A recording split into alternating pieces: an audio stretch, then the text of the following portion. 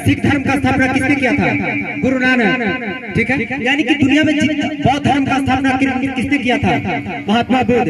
यानी कि दुनिया में अधिकतर धर्म का स्थापना करने वाला कोई है, उसका कोई न कोई बाप है। लेकिन एक सवाल हमको बताइए, हिंदू धर्म का स्थापना किसने किया था? हिंदू धर्म का स्थापना किसने किया था? ईसाई धर्म का स्थापना ईसा मसीह किए, बौद्ध धर्म का स्थापना गौतम बुद्ध किए, इस्लाम धर्म का स्थापना मोहम्मद पैगंबर किए, यानी कि सिख धर्म का गुरु नानक किए। लेकिन हिंदू धर्म का स्थापना कौन किया? किसी को पता है?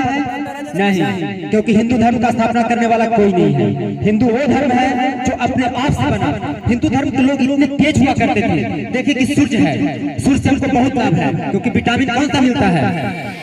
विटामिन ए नहीं, डी, विटामिन डी। देखा हिंदू धर्म के लोग कि सूर्य बहुत अच्छी चीज है, इनसे हम लोग को विटामिन मिलता है, फसल को मिलता है। फसल का कच्चा भोजन क्या है? सूर्य का प्रकाश तो है, फोटोसिंथेसिस, प्रकाश संश्लेषण करता है, अपना भोजन बनाता है। इसलिए हिंदू धर्म के लोग सूर्य को भगवान मानते। अब देखिए हवा के बिना हम लोग रह सकते हैं? नहीं, क्योंकि हवा अत्यंत जरूरी चीज है इंसान के लिए, जानवरों के लिए, पेड़ पौधों के लिए, सबके लिए हवा और सूर्य की रोशनी जरूरी है। इसलिए हिंदू धर्म के लोगों ने सूर्य को भी भगवान मान लिया और हवा को भी प्रभु का देवता मान लिया, अपने आप से माना। अब देखा हिंदू धर्म के लोग कितने तेज हुआ करते थे। देखा कि पीपल बहुत फायदा का चीज है। पीपल ऐसा वृक्ष है कि 24 आवर ऑक्सीजन देता है, 24 घंटा ऑक्सीजन देने वाला आपका पीपल है। तुलसी है, ठीक है, आपका बरगद है, और उसके बाद में आपका नीम है। कुछ ऐसे पौधा है जो 24 घंटा ऑक्सीजन देता है। हिंदू धर्म में सब भी वृक्षों को कुछ न कुछ मान्यता देकर के उसको पूजनीय बना दिया, ताकि लोग इसको काटे ही नहीं। हम लोग तुलसी को ही पूजा करते हैं, पीपल को भी जल चढ़ाते हैं, बरगद को भी जल चढ़ाते हैं, नीम को भी हम पूजा करते हैं। तो हिंदू धर्म के लोग शुरू से ही बहुत तेज थे। अब देखा जाए दुनिया में सब चीज का खोज हो चुका था। 1 2 3 4 5 6 7 8 9, क्या जीरो के बिना कुछ होता? नहीं। तो इस जीरो का विस्तार किसने किया? भारतीय ने किया, एक हिंदू ने किया। ठीक है, और जिस धरती पर हम लोग बिहार की धरती पर है, ये बहुत ही पावन धरती है। गौतम बुद्ध को ज्ञान की प्राप्ति कहाँ हुआ था? बिहार में। उसके बाद में जो आपका थे जीरो का विस्तार करने वाले कौन थे?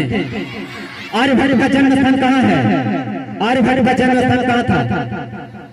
तरेगना, पटना से पीछे छोटा सा रेलवे जंक्शन प्लेटफॉर्म है तरेगना के रहने वाले आर्यभट्ट। यानी कि जीरो का जिसने आविष्कार किया वो बिहारी, जिसने धरती पर भगवान बुद्ध को ज्ञान प्राप्त हुआ वो बिहार का धरती।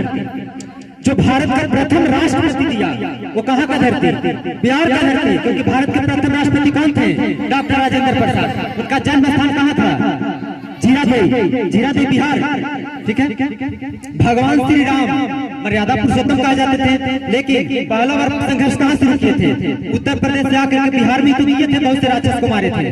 तो बिहार का जो धरती है आदि काल से ही बहुत एक पूजनीय रहा है। आज भी अगर देखा जाए तो IAS IPS सबसे ज्यादा कहाँ के बनते हैं? उत्तर प्रदेश और बिहार के बनते हैं। तो इतना बिहार का अच्छा इतिहास है। बिहार ने जीरो को दिया, भारत का प्रथम राष्ट्रपति दिया, बहुत से लोगों का ज्ञान प्राप्त हुआ। अब गांधी जी पहला सत्याग्रह कहाँ से शुरू किए थे? चंपारण बिहार से। फिर आज क्या वजह है कि बिहारी को दूसरे राज्यों में एक गाली के तौर पर देखा जाता है? कभी आप लोग सोचे बिहार के लोग आज छोटी छोटी नौकरी करने के लिए दूसरे राज्यों में जाते हैं, गुजरात में जाते हैं, राजस्थान में जाते हैं, दिल्ली जाते हैं, आपका दक्षिण भारत में जाते हैं, और वहां लोगों को 14 घंटा 16 घंटा काम करने के बाद कितना पैसा मिलता है? 10,000 12,000 रुपया मिलता है, और उनको उतना इज्जत ही मिलता है नहीं है। क्यों? क्या वजह हुआ? बिहार का इतिहास तो खराब नहीं था। यहाँ बहुत ज्ञानी पुरुष पैदा हुए, बहुत से लोगों का तपोभूमि कर्म भूमि रहा है बिहार। लेकिन क्या वजह है कि आज बिहारियों को दूसरे राज्यों में भगा दिया जाता है? कभी महाराष्ट्र भगाया जाता है तो कभी कहीं और से भगाया जाता है। क्यों? इसका सबसे बड़ा जिम्मेवार हम लोग हैं, क्योंकि हम लोग जात के नाम पर वोट देते हैं, नेता को चुनते हैं और सोचते हैं कि ये तो मेरे जात के हैं, वोट दे दूं। ये नहीं सोचते उसका कर्म क्या है, वो क्या करता है, कैसा नेता है। जात के नाम पर जो लोग वोट देते हैं और एक बोतल दारू और 2 पीस मुर्गा पर जो वोट देते हैं ना, यही वजह है कि बिहार को हर राज्यों से भगाया जाता है बिहारियों को, और दूसरे राज्यों में जाकर काम करना पड़ता है। अगर बिहार में प्लांट होता, कंपनियां होती, तो क्या मजबूरी रहता कि दूसरे जगह लोग जाकर के काम करता? आज आपका एक एनटीपीसी प्लांट भी है, तो देखते हैं कि यहाँ पे लोग मजदूरी के तौर पर जाकर के काम कर रहा है, लो कैटेगरी का। वहाँ पे जो ऑफिसर बैठा हुआ है दूसरे राज्यों का है, क्या बिहार में ऑफिसर ग्रेड का आदमी नहीं है? इसके लिए सवाल कौन उठाएगा? आपका जो नेता है पैसा उसको मिलता है, मुंह को बंद कर लेता है, और हम लोग को इतना शक्ति है नहीं कि हम लोग जाकर वहाँ बोल सकते हैं। सबसे बड़ा गलत जिम्मेवार हम लोग हैं, जो जात के नाम पर वोट देते हैं, थोड़ी सी पैसों के कारण हम लोग अपना वोट को बेच देते हैं। और इसी का वजह है कि बिहारियों का स्थिति आज बहुत ही दयनीय है। बिहार एक पिछड़ा हुआ राज्य में आता है, जबकि यहाँ पे टैलेंट का कमी नहीं है। अगर यहाँ के लोगों में टैलेंट की कमी होती तो सबसे ज्यादा आईएएस ऑफिसर नहीं बनता, सबसे ज्यादा एसपी यहाँ से नहीं बनता। बिहारी बहुत संघर्षशील होते हैं, क्योंकि अजूबा अजूबा कारनामा करने वाले बिहारी हैं। कोई दूसरा राज्य में नहीं पैदा हुआ, कोई विदेशी नहीं है जो अकेले पहाड़ काट दे। वो भी गौरव बिहार को प्राप्त है कि अकेला इंसान ने पहाड़ को काट दिया। इसलिए आप लोग जब बड़ा हो जाएंगे 18 साल के, अभी तो आप लोग छोटे छोटे हैं, वोट देने का अधिकार भी नहीं है। जात पात के नाम पर कभी भी वोट मत दीजिएगा। वही इंसान जो अच्छा होगा, चाहे किसी भी जात का हो, राजपूत है, ब्राह्मण है, डोम है, चमार है, भूया है, जादव है, कुछ भी है, मायने नहीं रखता। क्योंकि दुनिया में कितना जाति है कोई बता सकता है? दुनिया में कितना जाति है? कौन कौन? नारा मारा, वेरी गुड। पुरुष जाति और स्त्री जाति, दुनिया में दो ही तो जाति है, तीसरा जाति तो मालूम बना है अपना फायदा के लिए। इसलिए दो जाति पर विश्वास रखिए, पुरुष जाति, स्त्री जाति, बस दो जाति है। और जाति पाति भेदभाव मत रखिए मन में। सब लोग हम लोग इंसान हैं, और हम लोग का एक धर्म होना चाहिए, इंसानियत का धर्म। आजकल देखते हैं कि कहीं कुछ होता है, लोग अपना फोन निकालते हैं। अगर कोई का एक्सीडेंट हो जाए तो उसको मदद करने से पहले लोग अपना फोन निकालता है और वीडियो बनाता है। तो इंसानियत धर्म अपनाओ। अगर कोई मजबूरी में है तो उसको बिना जांच देखे उसकी मदद करो। ये तुम्हारा पहला कर्तव्य है, पहला धर्म है, और यही मानव धर्म है। धर्म की बात कर रहे थे थोड़ा समय पहले। इस दुनिया का सबसे पुराना धर्म कौन सा है? कोई बता सकते हैं? सनातन धर्म, हिंदू धर्म। और इस धर्म को कोई बनाने वाला नहीं है। लेकिन गौर से सोचिए, आज कितना चल रहा है, 2023 आने वाला है, यानी कि ईसाई धर्म जिसका आज कौन सा है बड़ा दिन ना, क्रिसमस डे, उसको बने हुए कितना साल हुआ? ईसाई धर्म को बने हुए आज कितना दिन हुआ? कोई बच्चा बता सकते हैं? ईसाई धर्म को बने हुए आज कितना वर्ष हुआ? कोई नहीं। सब लोग 10th क्लास के बच्चे हैं जी, इतना मायूस हो जा रहे हैं छोटा छोटा क्वेश्चन में। अरे 2023 चल रहा है, यानी कि ईसाई धर्म को बने हुए आज 2023 साल हो गया। 2023 साल, क्योंकि ईसा मसीह के जन्मदिन को ही हम लोग मनाते हैं। जो बड़ा अंग्रेजी का महीना है ना, अंग्रेजी का महीना ईसा मसीह के जन्म दिवस पर शुरू हुआ कैलेंडर है। इसका मतलब 2023 आने वाला है, क्योंकि इससे हम लोग साफ पता कर सकते हैं कि ईसाई धर्म का स्थापना हुए आज 2023 साल हो गया। दुनिया में सबसे ज्यादा है, इस दुनिया में सबसे ज्यादा ईसाई धर्म के लोग हैं, और बने हुए हो रहा है 2023 साल। तकरीबन 175 करोड़ के आसपास ईसाई धर्म के लोग इस पूरी दुनिया में हैं। दूसरा नंबर पर है इस्लाम। इस्लाम धर्म को बने हुए कितना दिन हुआ? 2023 साल तो ईसाई का हो गया, तो इस्लाम का कितना दिन हुआ? इस्लाम एक बहुत नया धर्म है। इसको बने हुए इसका जो है 1400 बरस के आसपास, यानी कि 600 उधर घटा दीजिए तो इधर 2022, तो 14 साल मोटा मोटी बने हुए गया इस्लाम धर्म को। 1400 साल दुनिया में दूसरी नंबर पर इस्लाम धर्म को मानने वाला लोग आज दुनिया में दूसरे नंबर पर है, यानी कि 140 से 50 करोड़ के आसपास पूरी दुनिया में इस्लाम धर्म को मानने वाले लोग हैं दूसरा नंबर पर। पहला नंबर पर ईसाई हुआ, जिसको बने हुए 2023 साल हो रहा है, और 14 साल मोटा मोटी बने हो रहा है इस्लाम को, जिसको मानने वाला 140 से 150 करोड़ है। और जो दुनिया का सबसे पुराना धर्म है, यानी कि हिंदू धर्म, सनातन धर्म, इसको मानने वाला 100 करोड़ के आसपास लोग हैं। ऐसा क्यों है? सबसे पुराना धर्म है तो सबसे ज्यादा लोग किस धर्म का होना चाहिए था? हिंदू धर्म का, क्योंकि सबसे पुराना धर्म है। हिंदू धर्म का स्थापना आज से 10,000 साल पहले हुआ है।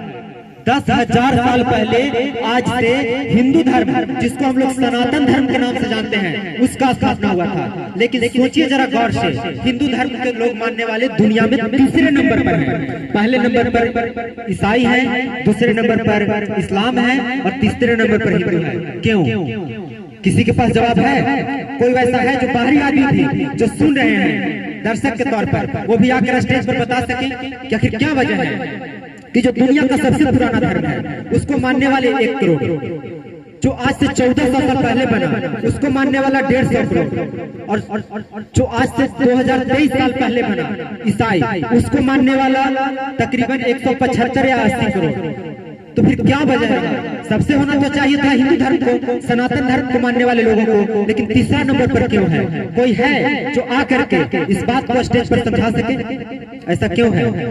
कोई भी जो दर्शक भी सुन रहे हैं, हमारे गार्जियन भी बहुत से लोग हम देख रहे हैं, बुजुर्ग हैं बैठे हुए हैं सुन रहे हैं मेरी बातों को, तो कोई गार्जियन भी हैं देख रहे हैं, उधर भाई साहब भी हैं, तो कोई है जो हमें बता सके कि ऐसा क्यों है, आखिर ऐसा क्यों है? देखिए जैसा अगर आप लोग नहीं आ पाए तो हम अपना मन बता रहे हैं। हिंदू धर्म कभी अपना धर्म के लिए प्रचार नहीं किया। ये जितने क्षेत्र में थे यहाँ पहले बहुत से राजा महाराजा हुआ करते थे जो आपस में लड़ते रह गए, और आपस में लड़ते लड़ते आबादी को कम कर लिए और कभी दूसरे राज्यों पर अपना अधिकार नहीं ग्रहण किए। अगर हम त्रेता युग की बात करें तो भगवान श्री राम का युग था, वो भी श्रीलंका पर गए, श्रीलंका में जाकर के रावण को मारे, लेकिन क्या श्रीलंका पर अपना आधिपत्य स्थापित किए?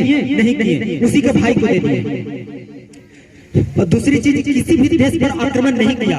हिंदू दुनिया का सबसे शांत धर्म है, ये हिंदू कभी भी किसी देश पर आक्रमण नहीं किया है, लेकिन दुख की बात है हिंदुओं पर ही हमेशा आक्रमण होता रहा है। कभी यहाँ बाबर किया तो कभी और अंग्रेज किया, और यहाँ भारतीयों को गुलाम बनाते रहा। हिंदू कभी अपना धर्म के लिए प्रचार नहीं किया, नहीं दूसरे क्षेत्र पर कभी अपना राज्य स्थापित किया। इसी का वजह है कि इस धर्म को मानने वाले लोग बहुत से कम हैं, क्योंकि हिंदू धर्म का कोई प्रचार किया ही नहीं, अपने से जितना हो सके बनते रह गया। और उधर जब इस्लाम का दौर शुरू हुआ तो सऊदी अरब से उन लोग गधा पर चढ़ करके, घोड़ा पर चढ़ करके, ऊंट पर चढ़ करके, क्योंकि रेगिस्तान सब था, कब भूमि इस तरफ से लगता है, वो लोग आते गया, हिंदू शांति से रहता था, हिंदुओं को मार दिया, उनकी महिलाओं से शादी कर लिया और अनगिनत बच्चे पैदा किया, जिसका वजह है कि इस्लाम पूरी दुनिया में दूसरे नंबर पर है।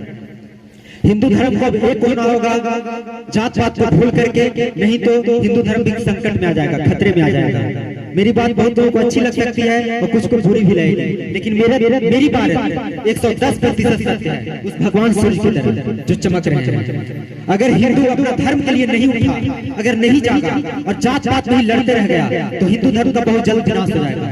इसलिए हिंदू धर्म को आपसी भेदभाव भूल करके एक होना होगा और अपने धर्म की रक्षा के लिए उठना होगा, तभी जाकर के हिंदू धर्म का परचम पूरी दुनिया में लहरा पाएगा। अगर मेरी बात किसी को बुरी लगी तो इसके लिए हम क्षमा चाहेंगे, क्योंकि पढ़ाई से हटकर ही कुछ बोल दिए, ये सिलेबस में आप लोग का नहीं है, धर्म का बात की है। देखिए कि टाइम था तो थोड़ा सा धर्म की बात करने में क्या बुराई है। तो आप लोग जब बड़ा होंगे जात पात को भूल करके हिंदू धर्म की रक्षा के लिए खड़ा होंगे, क्योंकि दुनिया का सबसे पुराना धर्म है और दुनिया का सबसे शांत धर्म और दुनिया का सबसे अच्छा धर्म हिंदू ही है, क्योंकि जो भी इसमें अच्छा है सबको भगवान मान लिया गया है। हवा से पैदा है, हवा को भगवान माना, सूर्य से पैदा है, सूर्य को लोग पूजते हैं, धरती को माँ मानते हैं, गौ को माँ मानते हैं। गौ जानते हैं कृष्ण भगवान के सबसे प्यारा पशु थे और कृष्ण भगवान गौ से सबसे ज्यादा प्रेम करते थे। और गाय का फायदा आप जानते हैं, यदि कोई घर में गाय रखते हैं तो उसका गोबर से जो गोईठा बनेगा, उपला बनेगा, गोबर को गैस जलाना पड़ेगा? नहीं जलाना पड़ेगा। तो उसका गोबर से हम लोग खाना बना लिए। उसका दूध जो हुआ वो बहुत ही ज्यादा अमृत के समान है, जो इंसान को जीने के लिए एक अमृत कहा जाए। दूध बहुत फायदेमंद है, उससे दही बना लीजिए, पेड़ा बना लीजिए, लस्सी बना लीजिए। उसका जो बछड़ा होगा, यदि बैल हुआ तो उससे खेतों में जोत लीजिए, यदि बाछी हुई गाय हुई तो पुनः बच्चा देगी। और जब गाय मर जाएगी तो उसका हड्डियों से क्या करता है, हड्डी का शुद्धिकरण होता है। तो जीते जी तो फायदा है ही, और मरने से उसका चमड़ा जो होता है उससे चमड़ा का सामान भी बनता है। तो गाय जीते जी भी फायदा करती है और मरने के बाद भी। इसलिए हिंदू धर्म में जो जो अच्छा है सबको देवता माना गया है। तो बोलो एक बार सत्य सनातन की जय।